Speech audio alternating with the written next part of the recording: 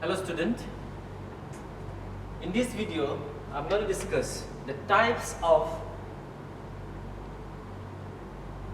asexual reproduction.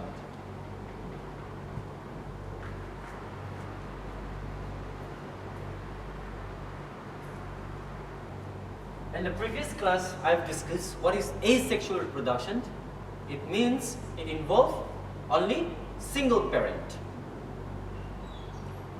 Under that, I have discussed the type of fission. What is fission? The splitting of cells, the parental cells, into two or more daughter cells. We have another method that comes under asexual reproduction, that is fragmentation. This kind of asexual reproduction is seen in Spirochea and other living organisms. Now, this Spirochea, it means that, just say that this is a spiral body.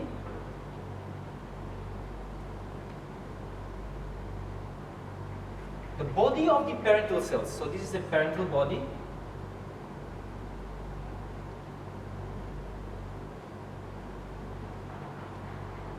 The parental body will break into fragments. Into two or more fragments.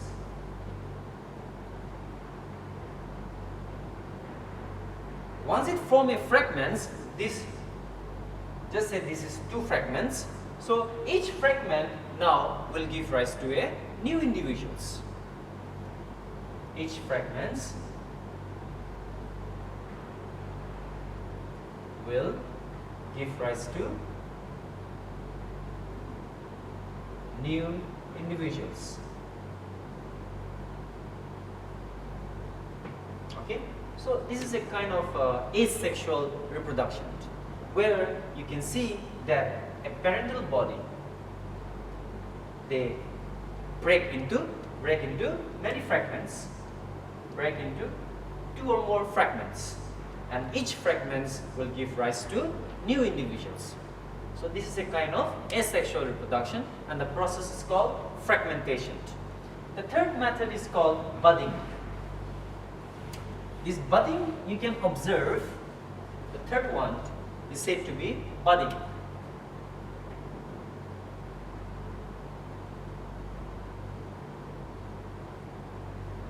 Now, what is budding? It's a kind of asexual reproduction. You can see in the case of yeast and hydra. Yeast and hydra, you can find asexual reproduction. That is, specifically that is budding. Now let me make one, just say a yeast or a hydra. Just say this is hydra. Now this hydra, what happened? Initially, there is a formation of outgrowth, like this. Outgrowth. The parental body, initially there is a they form an outgrowth outside the body, and this outgrowth we call bud. Outside the body, outside the parental body, there is a formation of outgrowth, and that we call bud. Later on, initially they remain attached to the parental body. Parental body. I am repeating again. Initially, at first they remain attached to the parental body. Later on, they released this bud. Okay, they fall, they released, they break, and they give rise to new hydra again. So this is an example, or this is a kind of asexual reproduction that is seen in hydra or in yeast, where a parental body gives rise to a new individual with the help of a outgrowth. We call that as a bud. The third one, the fourth one, we call regeneration. Regeneration, very important. Regeneration. See, our body cannot regenerate, right? Regeneration. If our hand got cut, fingers got broken, cut, okay, in an accidental cases. This finger cannot, new fingers cannot come out, right? So just say that this is a planaria. Planaria. Example, planaria. If you cut this planaria, if you cut the planaria body, so I have cut into many parts, or they lost. So what happened is that through the process of regeneration, each part of a body, or we can say lost, okay, they will give rise to planaria again. A new planaria will form again. Okay, so you can see that this was a parental body. It goes into their body got cut or lost. So this is called proliferation of cells. Through the proliferation of cells, a new planaria or new individuals have been formed. So it's also a kind of reproduction, right? Where a living organisms, it may be by the loss of their body, it may be by the formation of outgrowth like bud, it can be from the giving rise to two cells, parental cells into daughter cells. It can be the bursting of cells in the case of plasmodium. It can be by the formation of, by forming many fragments, but still a new living organism, a new individuals has been formed. So this is a method, a kind of reproduction where we can see in different organisms. The last one that is very important, that is called vegetative propagation. Vegetative propagation.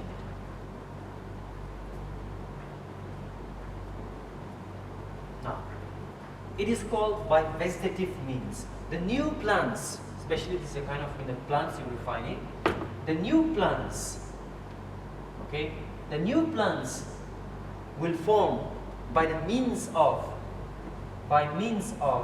vegetative. Now, vegetative means like it can be leaves, it can be stem, it can be root. Through the means of vegetative, like leaves, stem and root, and new plants can be formed or can give rise. And new plants can be produced. So many plants, like bryophyllum, okay, through the vegetative means, a plant gives rise to new individuals. Now, why this process is very important? Because it is a process of rapid multiplication. Now, this is very common that we do at home, like many parents, okay, like cutting, grafting, layering, right? So these are it comes under vegetative propagation. We cut the stem of a mango plant, right? We go for layering. We go for grafting. So all these methods, it comes under vegetative propagation. Now, why this process is important? Because in a short period of time, we can produce a new plant. For example, a plant does not bear a fruit. It does not bear a seed. So through the means of vegetative propagation, we can produce a new plant in a short period of time. And we can produce the exact copies, the exact replica. The exact replica. Replica means the exact copy of a parent plant. That's why we call this process is very important, and it comes under asexual reproduction. Now, let me discuss a few points on the sexual reproduction. Why sexual reproduction is very important? Why is it very important? We have discussed asexual reproduction. Why this process is very important? We have another term we call parthenogenesis.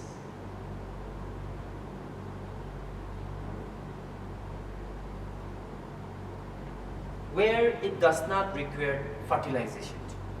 A female plant does not require fertilization. So parthenogenesis means without fertilization. But still they can produce a new plant without fertilization. We have another type we call external fertilization. External fertilization. So if a fertilization is taking place, fertilization is what? The fusion of male and female gamete. So fusion of male gamete and female gamete and female gametes. So the fusion of male gamete and female gamete we call fertilization. So if this fusion take place outside the body,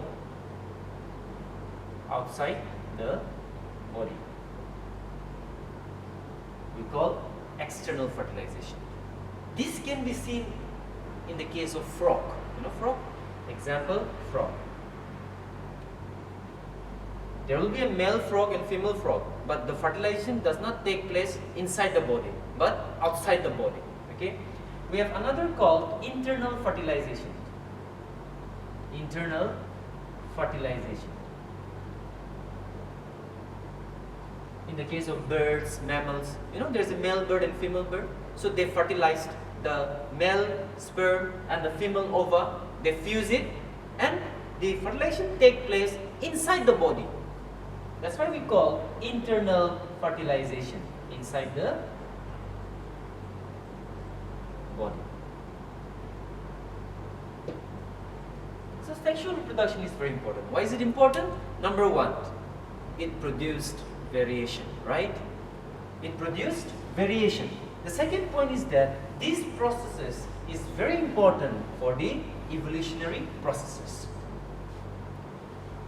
Very important for the evolutionary processes.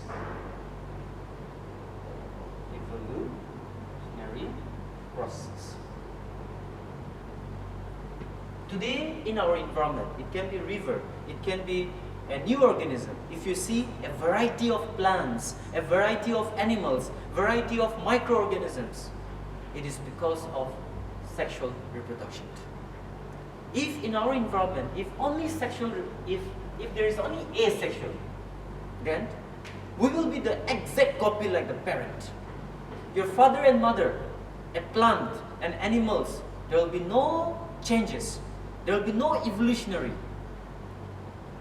But we'll be the exact copies, right? Just imagine it, if we are the exact copy, exact hair, exact face, exact color, exact height, like the parent. And if our brothers and sisters, if our generation is exact, then just imagine it. So the process of evolutionary, the process of sexual reproduction is very, very important to give rise to evolutionary process. With this topic, I would like to complete the topic of reproduction. Okay. If there is any doubt, you can call up, you can send me a message to clear your doubts.